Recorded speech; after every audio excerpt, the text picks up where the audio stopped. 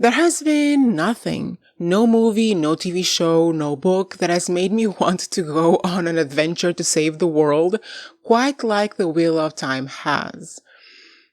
Why do I feel like a little kid again? But also, why is that one character so creepy? Why is she so creepy? Every time she was on screen, she creeped me out.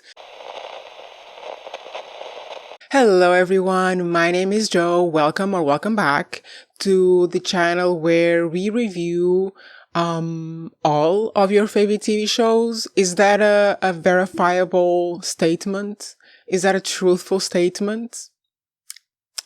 Do your own research. Use your own critical thinking about that one. Today I will be reviewing The Wheel of Time because I binged all 3 seasons. I was going to review season 3 like episode by episode, but I hadn't watched the show, so I'd rather just binge it, watch the whole thing, enjoy it just by myself, and it turns out I do have some things to say, so I'm gonna force you to listen.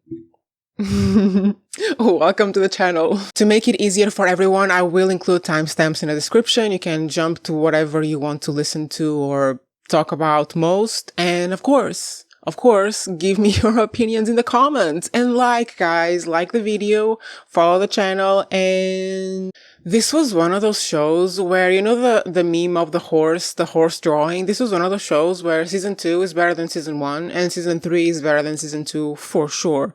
Like the way that they, you know, if you've been here for a while, that I like to talk about human behavior. I like to talk about the choices people make and how it affects them. I like to talk about the mental health consequences of all this bullshit that characters in the stories we watch go through. And this is my biggest compliment for this show, is the lack of evil. And I know that's a big statement because you're gonna be like, Joe, did you watch the show?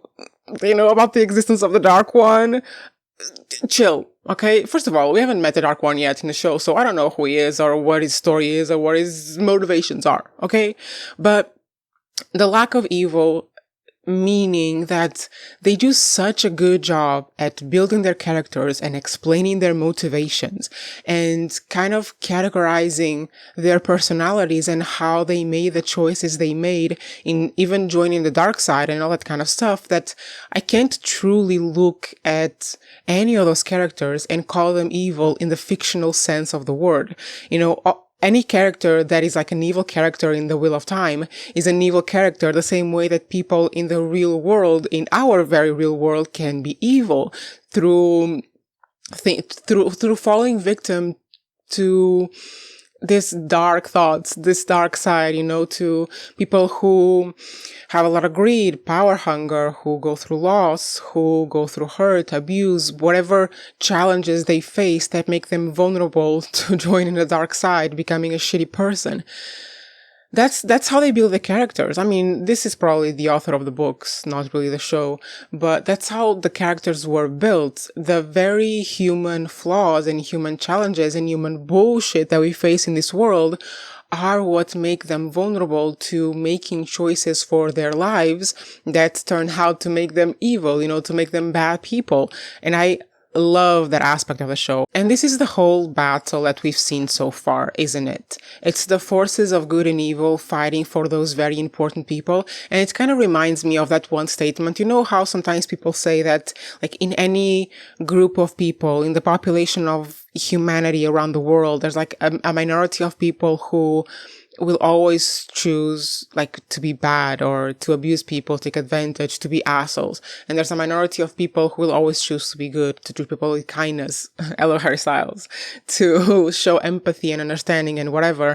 And then the majority of people could go either way. It just depends how well you are at convincing them to be good or bad.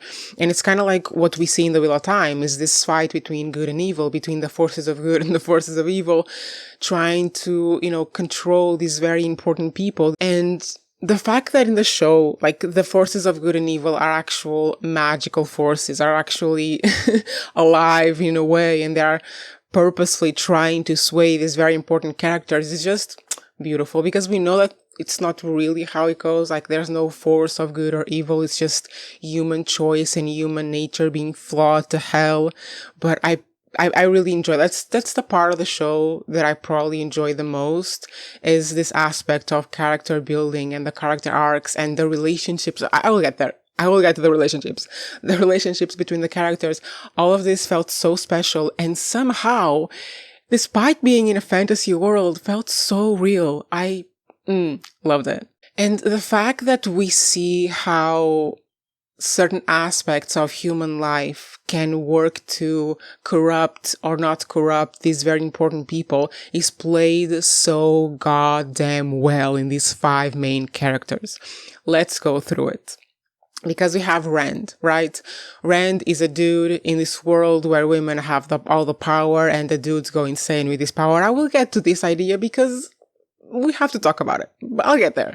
But Rand is struggling with power. He has more power than he ever dreamed of. He can't control, because he can't at this point, because he's being consumed. And that's literally the season finale of season 3. He's being consumed by this power, and we don't know if he will, abdicate of it and shut it off after he made it rain in the desert. Hello, Paul Atreides. I will get to that as well. But yeah, Rand is constantly in this battle between allowing the power to flood him and being able to control or regulate his own power. The choice that he will have to make over time is whether he gives in to the power or not, because it's a very paradoxical idea, right? That he is a force for good, but he still has to use a power that will consume him enough that he will join the dark side.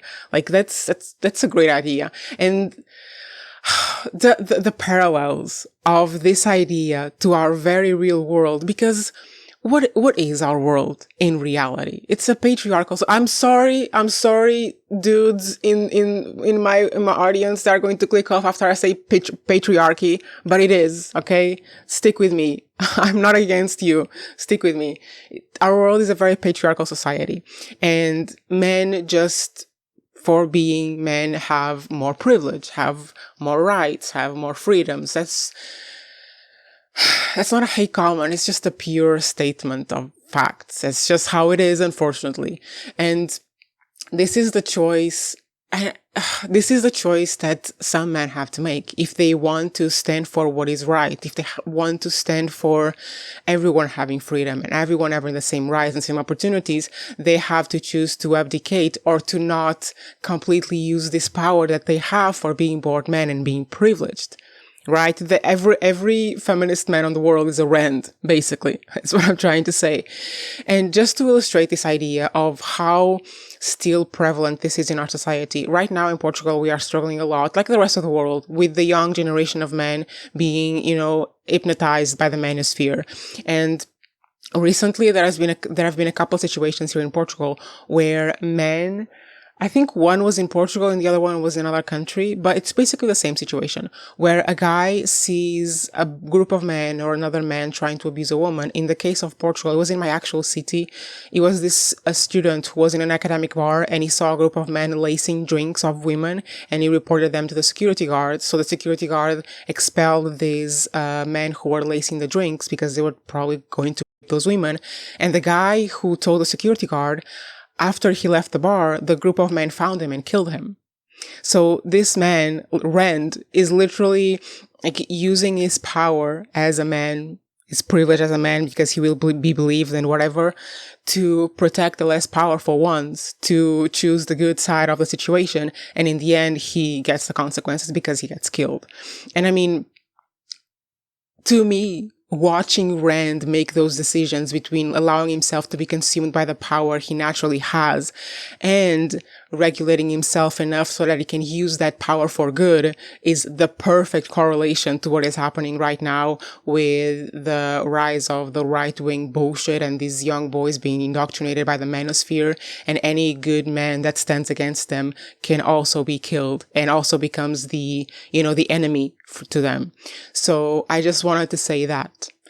Great character. Love that Rand is this character, and the idea that a lot of people reading this series won't even realize what is being done with Rand. But anyway, love Rand. And just the simple fact that even if you don't put a feminist take on Rand, the idea that people are always, all the time, being consumed by power is a very real one that doesn't just happen to men. It happens to anyone. I mean, how many rich people do we know that are absolute assholes? There's a reason why presidents can't be presidents for more than 2 mandates, you know? Power consumes people, and this is being explored in Rand really well, I think, because so far, he has managed to contain it, to keep it manageable in a way that he isn't abusing his power, but I think he will. I think that's the natural course of things. He will have to go a little bit overboard to then come back to the good side. But I'm excited about what's coming next for Rand. Then we have Egwene. Egwene, I love her.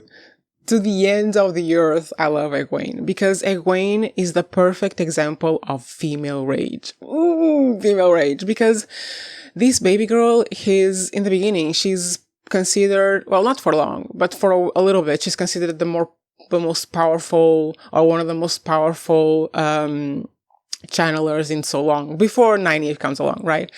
Egwene's struggle comes from her abuse. She was living a pretty okay life for the first, season and a half, 2 seasons. I don't remember the timeline because I binged all of it, okay? In the beginning, she was having a pretty okay life. Apart from having to leave her home after a trolloc attack, she was okay. But then her struggle, Egwene's struggle, comes from the moment when she was betrayed by Liandrin and she was captured and turned into a magic slave. Insane. And that's where her struggle between the good and evil comes. Because after all the abuse she suffered, she is feeling, I couldn't, if you haven't suffered that amount of abuse or something similar, I couldn't even explain to you the amount of rage she's feeling right now. The amount of pain and suffering she's going through. And this is where it can turn bad. Because if you don't have a way to regulate it, if you don't have a way to deal with that rage in a healthy way, you can turn it against yourself and turn it against others. We see the example of Liandrin, who was dealing with a similar amount of rage. She was mad about everything that happened to her. She was impulsive because, she was a child. And the way that she dealt with it was by killing everyone around her and turning to the dark side. Because rage and pain and suffering can do that to you. There are some abusers who become There are some people who are abused who become abusers. Not all of them, but some of them do.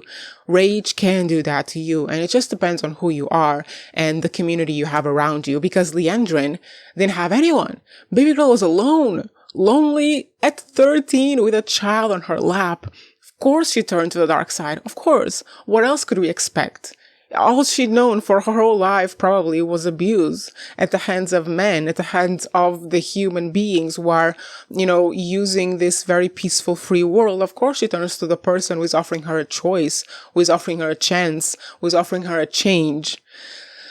But Egwene is different. She has a community around her. When, her biggest difficulty is coming, when she's facing those dreams with, I will talk about her, she has someone around them. She has those wise women who can teach her how to, control her dreams, how to regulate her emotions, how to take control of her own life. And that's a big difference, because both women, both Liandrin and Egwene, can represent this idea of female rage, of a person who's been so abused that they need revenge, they need to take it out on someone else, and they have very different outcomes because they were raised and they were found in very different situations. Liandrin was a lot more vulnerable by miles. So I enjoy Egwene's character, and I feel like her journey so far, she could have turned to the dark side. She could have used all that rage and betrayed the good guys, but I feel like her journey is taking her to the good side, and I enjoy it very much because we need someone to balance out Liandrin. And then we have Perrin.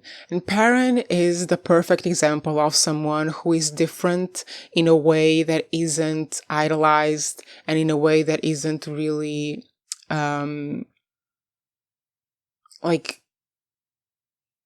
a reason for punishment, I guess, because, for example, Egwene and Nynaeve are different in a way that is praised. They have access to the one power. They are Aes Sedai. They can channel. It's a very beautiful thing.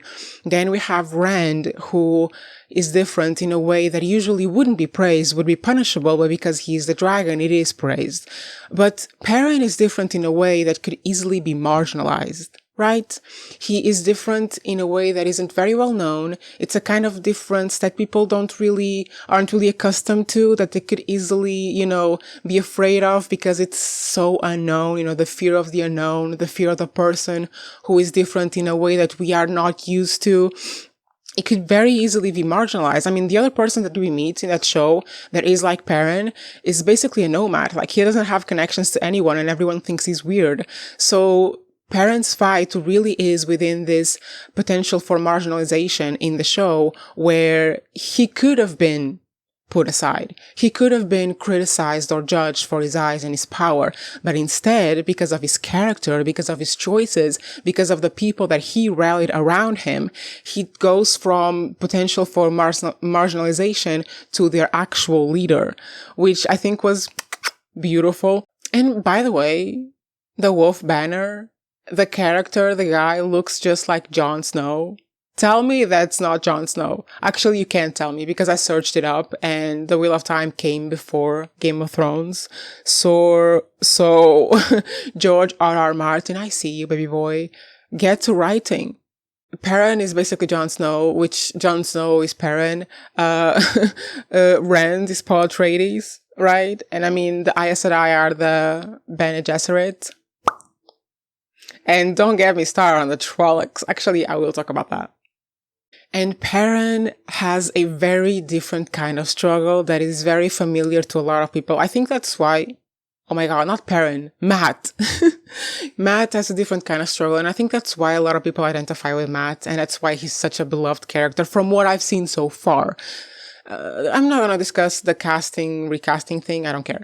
But I think the reason why he's such a beloved character is because he's so relatable in that sense, because he had such a hard childhood, right? He had such a hard childhood. He's the person that no one expects anything of. I mean, the people on the dark side say that he's guaranteed to go there. He is the person that has been told time and time and time again that nothing will come for him, that he will become nothing special, that he will do nothing special. I mean, when Baby Boy blew the horn, it was like he had saved the world. That's what he felt like, because he has been told his whole life by the people who raised him that he's worthless, that he can do nothing right, that he doesn't have anything going for him. So this is the one character that everyone expects absolutely nothing from. And it's the one character that has the biggest potential to turn to the good side and be like, you motherfuckers, you thought you knew me? You thought I wouldn't be anything special? Look at me now. That's what I expect from Matt. And I mean, his relationship with the lady whose name I forget, but the lady who can see the future, is a very special relationship, because if you have that person on your side, if you have the person who can prevent your death multiple times on your side, that's a good one to have. And Baby Girl is good through and through, because she could have benefited from the Dark One's bullshit, right? She could have had her biggest curse taken away from her and have a normal life. And she didn't. She chose the good side. And now watch as Matt is going to turn her biggest curse into her biggest power. Watch it.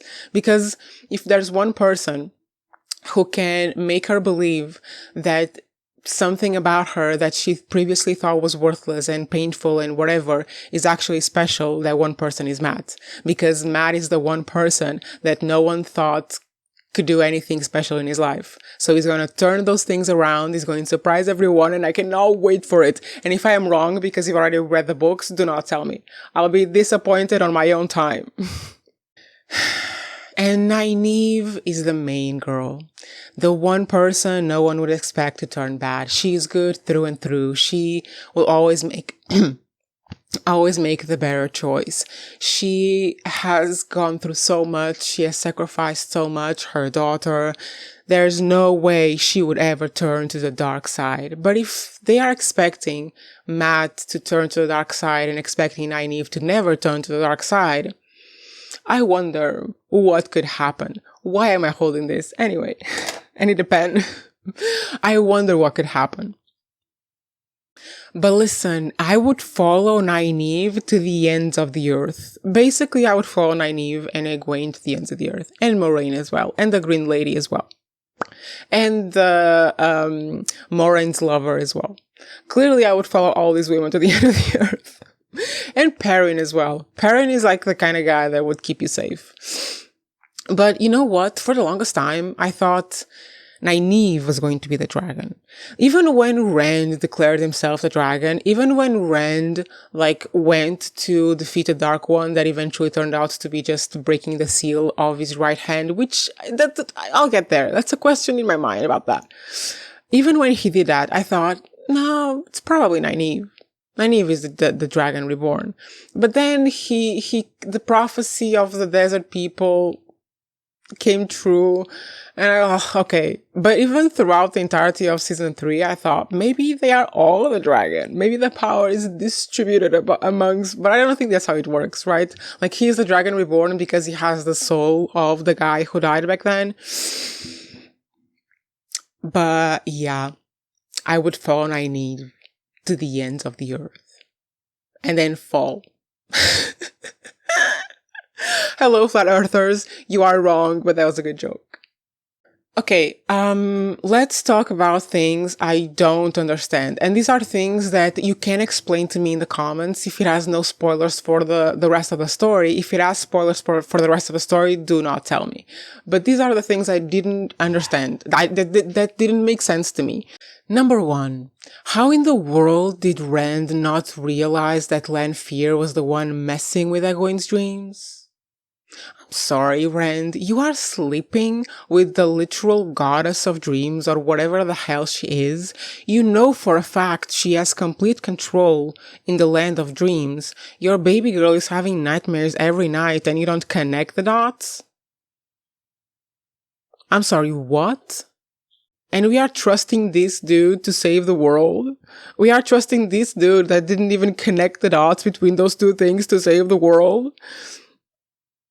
And when she confronted him, I was expecting him to say, yeah, I had a feeling, but I didn't want to believe it. But no, he was all like, I don't know. I've been sleeping with the goddess of dreams every night while you have nightmares. I didn't know. Second thing I don't understand, and by the way, I think there might be other things that don't make sense to me later on in the video, but these are the ones that I can remember and organize right now. But second thing I don't understand is Len, whatever his name is, Moraine's bonded person. He was the heir to a kingdom, right? He was the heir to a kingdom, but then his kingdom was consumed by the Dark One. But then it stopped because I didn't understand that. His kingdom was consumed, and it was consumed so fast that his people, his parents, sent him away with a bunch of guards to the nearest other kingdom, right? But how was it consumed so fast and then stopped right after it consumed that one kingdom? Was it satiated by the people it killed there and then didn't need to advance to other kingdoms? I don't understand it. And also, if there are other people from his kingdom, is this going to be a plot point where, don't tell me this if it's a spoiler, where he eventually rounds up his people and becomes king anyway? Because the heir to the throne of Andor, I think it's what the name is, Andor, knew that he was the heir, the king to that kingdom that doesn't exist anymore. So is this going to be a thing?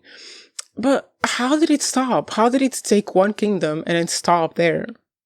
Number 3, how did the Dark One's right-hand man recruit Liandrin 100 years ago when Rand only broke his seal and let him free a couple of years ago?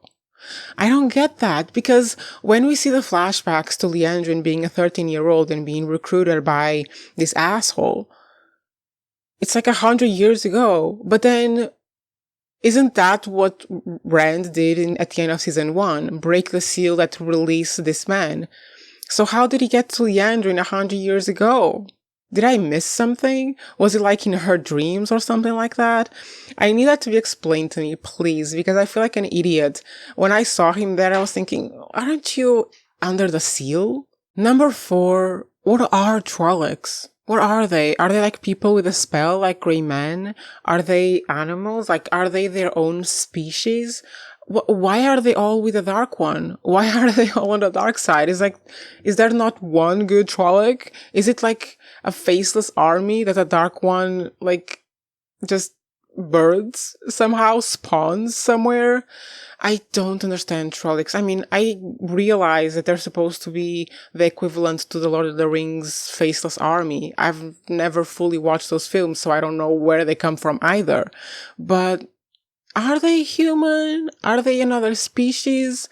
Why are they all bad? Now for the things that I love about this show. There's so many. I will sum it up in just a few points. Number 1, the magic system, and just the magic in general. Every single time, without fail, every time the Aes Sedai like do their little what am I doing? Every time they start channeling, it's so beautiful. Like, I feel like a little girl watching Harry Potter 5 again. It's so, so beautiful. It really bothers me that when Rand channels, like, the black stuff appears. And listen, I don't truly understand what happened. I know that the Dark One did it. Like, he made it so that when men channel, they go mad, because if they go mad, they will join his army or whatever. But do you know what I wonder is, why is the one power divided by female and male? Why does the one power have genders? This is what I wonder. Like, this is a fantasy world where it's basically a matriarchy, right? Women have a lot more power than men. And even though they have a lot more power than men, they don't abuse power like men do. Like, think of one instance in the show where women use their power to abuse men in general. It doesn't happen. And this guy wrote this story about a fantasy world where women have the power, where the hierarchies are with women, with the magic system at least, because there's a lot of kingdoms with kings and whatever. He wrote this entire thing, and he doesn't even like truly gender his characters, because they are gendered in the way that they are men and women, but they are not stereotypical men and women, you know, like men and women fight, men and women cook. He doesn't include gender stereotypes in his genders in his story. So a person who is so conscious about this, a person who made clear choices about this, that, I mean, sure, it's inspired by Dune, but it's also different in a lot of ways. And he made all of these conscious decisions, and then he made the one magical power of the system be gendered. Why? And the idea that in a world where gender stereotypes aren't really a thing, where women are strong and men are sensitive and whatever, he still made sure that not only he created a power system with genders, but also that only women can access the female power and only men can access the male power. That's so weird. Surely there has to be like a loophole, right? That in some way the one power would eventually in the end be genderless. And this is how they destroy the madness or something like that. Like, I don't see a person writing a world like this and then creating a gendered power and just allowing the power to remain gendered through the whole time. Like, what, non-binary people don't exist in the Wheel of Time? Intersex people don't exist in the Wheel of Time? There's no way. Like, from which power is an intersex person going to channel, is my question. But also, if Lanfear drilled a hole into the Dark One's prison, why was he in prison? Who put him there? Where is the Light One? Is my question. And I mean, if we're thinking that the Dark One is Satan and the Light One is God, where is God? Bring him back. Number 2 favorite things of this show, the goddamn relationships and the unusual pairings. The thing that was most striking to me about these relationships is that almost none of them are casual. There's no casuality. Like, there's no casual relationships in the Wheel of Time, whether they are romantic, friendship, like work relationships, platonic, they're not casual. They're all so intense and their bonds are all so strong. I was so, like, I want this world. Please, can we establish a matriarchy? Please. I'm joking, by the way. But yeah, this is what I loved about the relationships. And I'm not going to go in depth with all of the relationships and like with exploring the way they all progress, because that's the thing about these goddamn relationships. They were so well done. They progressed so well. Like in every relationship, the way it developed, it made sense. Like with Egwene and Nynaeve separating at some point because Egwene no longer needed Nynaeve's protection. Like the whole pairing between Nynaeve and the heir to the Endar throne was so fun. The struggles between Moiraine and Land, the breakup between Rand and Egwene, like everything felt so natural. Everything felt like there was a reason. Like there was no drama. That's what it is. There was no drama in these relationships. There was no gossip in these relationships. These were just people going through life and sharing it with one another until it no longer makes sense. And I loved the relationships. I loved how intense they were, how not casual they were, how honest they were, how much they made goddamn sense. I loved it. And I'm not going to go in depth with this because I'm already like at 50 minutes recording, and that would be like a whole 1 hour long video. So on to the third point I really loved, the goddamn world. The world building is so wonderful. Like at one point I was waiting for the snow because I was like, okay, we've seen it all. Can we see the snow? And then I remembered, the battle where Rand was born was in the snow. But yeah, we see literally everything everywhere, and the way that they build the very different places and the mythologies and the people around those places and the backstories of every single, like, can you imagine? There's backstories to so many of these places. Like the Two Rivers has the backstory of that huge battle that was held off by that tiny little army for so long, and then it comes back and it reflects on the battle in season 3.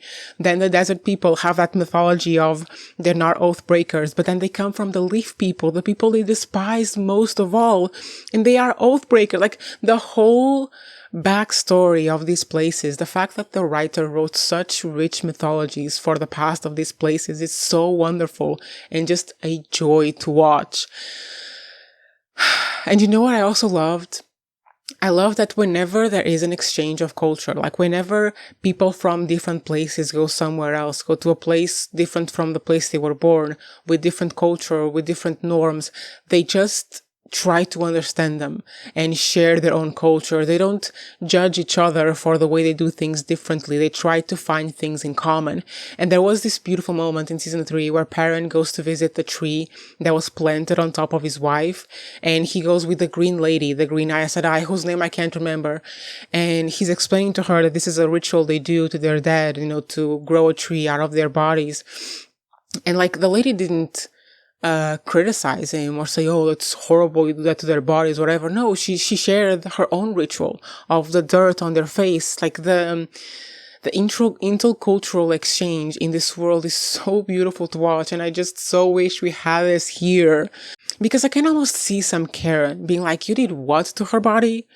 But not in the Wheel of Time. In the Wheel of Time, exchange of culture is wholesome and wonderful. Thank you very much. And then we see also in the desert people, them burying their dead with stones. And I love seeing these little differences and the little different things that make all these people so similar, because whether they plant a seed with them or they cover them with stones or they put their dirt on their faces, all it means is them dealing with grief. That's what they have in common, is them struggling through grief. I love the world building in this show, and I love how the characters interact with the world building and interact with each other and with each other's worlds. top tier shit. I love the White Tower, and it just reminded me of Babel. I read Babel recently because I have a booktube channel, if you don't know, and I read Babel recently and I loved it. I consumed it completely. And when I was watching like the scenes in the White Tower and the politics in the White Tower and all that kind of stuff, it just reminded me so much of the academic elitism in Babel, because this is the tower of the most powerful people, women of the entire land. This is where they are, and they dictate the rules, they dictate the rituals. They are the ones who decide which other people who already have power gain even more power and become in control of everything else. Like the parallels were so, and it's not on purpose because Babel came out long after, but the idea of elitism and of academic elitism is in the White Tower portrayed very well. And we even see it go further, because at the time that we meet this story and that we get immersed in the story, the lady boss, the boss of the White Tower, is a lady who is very simple in origins. Like, she doesn't want fancy things. She doesn't want really detailed decoration. She just wants her river imagery in her office, and that's it. And then we have this other lady, the red lady with a deep voice, being like, no, you're doing it wrong. Because if you are our mother, you need to be ostentatious. You need to have gold everywhere. You need to decorate this without it looking like a fishery. And that's, it just hammers in the point of elitism academics, of elitist academics, of elitists in academia. This idea that people in power want to look so cool, want to look like they are on top of a throne and everyone else is below them. And do you know what I thought was really interesting? That it wasn't even the red fancy lady who changed anything. Because then when baby girl, fisher girl, is like dethroned and abused and eventually offed, it wasn't even the red fancy lady, because the red fancy lady couldn't have done it without the white lady. Because it was the white lady back then who decided to support the fish lady, and then the red lady came back 20 years later, and only after getting the support of the white lady did the red lady get on the throne. So it wasn't even the red lady's doing. It was who is that white lady? Who is she? Because the whites are history and, philosophy and truth, right? They speak the truth, whatever that's supposed to be. So this is the person who has the power in the tower, is that white lady whose name I can't remember. Because without her, fish lady wouldn't have been throned, and without her, fish lady wouldn't have been dethroned. So that's the person who has the power in the tower. Who the hell is she? And then Toshinko, I think that's the name, the place, the cruel place. I was so, surprised. To me, in the beginning, watching The Wheel of Time was kind of like watching Arcane, because there's no real gender-based violence. There is. I mean, they do burn witches, and in Toshinko they have child brides, so there is, but not to the extent that we are used to. When Nynaeve, in the very first season, when Nynaeve was, dragged away by the trollocs, I thought for sure she was going to be assaulted. But then she was fine. I mean, maybe they do it to other people they capture, but the point that I'm trying to make is you don't really see a lot of gender-based violence. You don't really see a lot of, men abusing their power against women, and maybe it's because they don't have that much power in that world. The majority of power is reserved for women. But one, I thought that was wonderful, and two, as soon as we get to Toshinko, it's just such a stark contrast. Toshinko looked a lot more like our world than the Wheel of Time. And hateful place, but made me reflect on this. And as I said before, I was trying to think of because it seems it's kind of inverted in the Wheel of Time, right? Women have a lot more power than men, or they appear to have more power than men because they have the one power.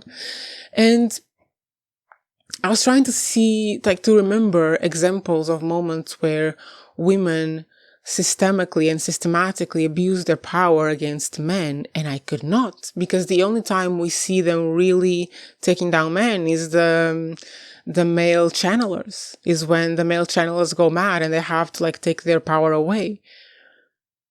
But I mean, do you see what I'm saying? Do you see the point that I'm making?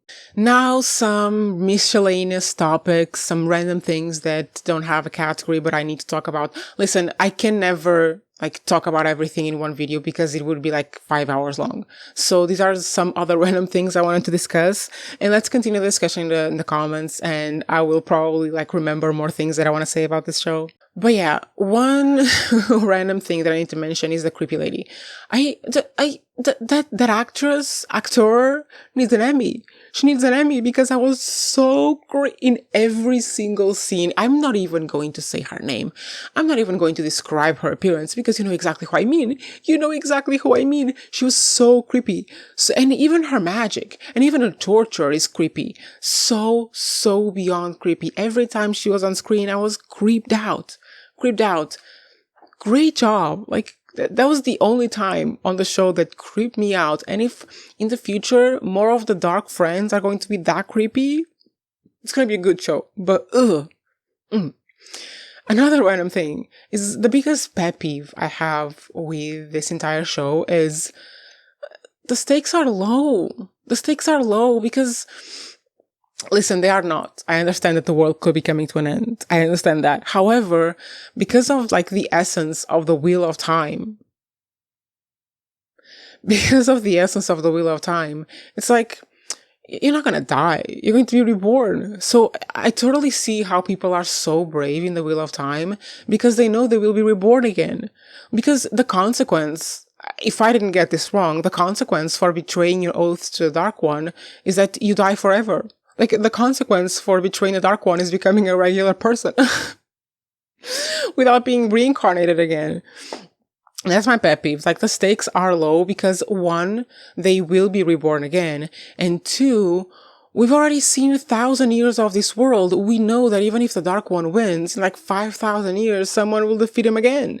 So, like, the stakes for, like, the individual people are low. I will suffer if my babies die, but also the stakes for the world are low. That's what I mean. I don't know how else to explain it, but it's a pet peeve of mine. But I mean, it couldn't have been any different because in the way that they're trying to tell the story and explain this world, it has to be like this. But just the fact that they add, like, it's not just that we're seeing the whole picture, it's the fact that they're adding, like, the idea that even if you die, you will be reincarnated again. I guess that the Dark One wants to break the wheel, but, well, you'll just be a regular person.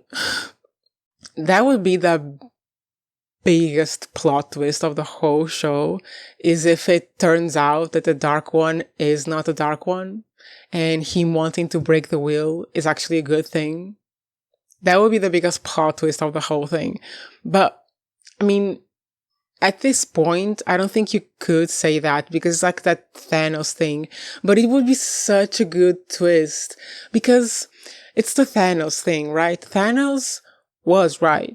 Like, in a way, he was right in his ideas, in the idea that people need to consume less, but everything he did to get there was wrong.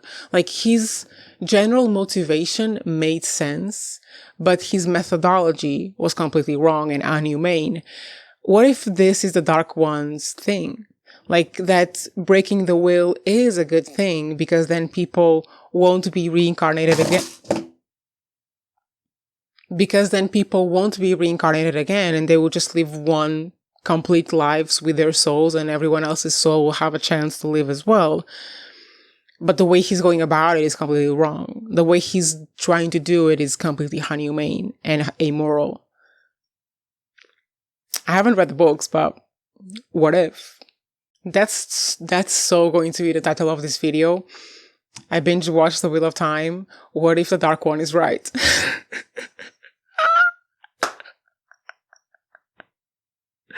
No, I won't do that. That's too cruel. It's too cruel because it's gonna be a long video.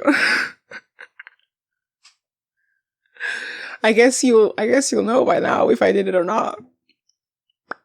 Last thing, all of the influences, because the one that I noticed the most was Dune, because I mean, Rand is a guy that wasn't born in the desert, but is their messiah prophet and is there to save them. I clocked that one immediately, but also the Trollocs, like this faceless army that seems right out of Lord of the Rings, the Aes Sedai as the Bene Gesserit, the idea of like the gendered power as the yin and yang, the dark one as Satan. The influences are very much there, but the thing that I felt the most is that even though I noticed those things, even though I noticed all the stuff that was borrowed or stealed or whatever, everything still felt fresh. Everything still felt like new to this story and the way it's like explored. And for the Dune stuff specifically, for the Desert Messiah stuff specifically, I thought it was at least a really great read of Dune, because the guy, like their savior in the Wheel of Time, Rand, I forget his name. I just remember Corcoran, the character from The Secret History, Corcoran. Corcoran, oh, whatever. I don't know what the name is. The savior, the messiah. It was a good read of Dune because he's going to destroy them, but save them. And in the end, it's like destroy them in a way that doesn't really destroy them, that just tells them the truth. So I like the exploration of it in the story, but I like it as a read of Dune as well, because Paul really does that. He begins as a savior and then really is just a destroyer. Like in the beginning, it seems like he's fulfilling the prophecy, but then the prophecy was created on purpose to be used like this. So I enjoy that read of Dune. And yeah. In conclusion, it's really hard to try to distill the essence of this story and this show in one YouTube video, but I'll say this.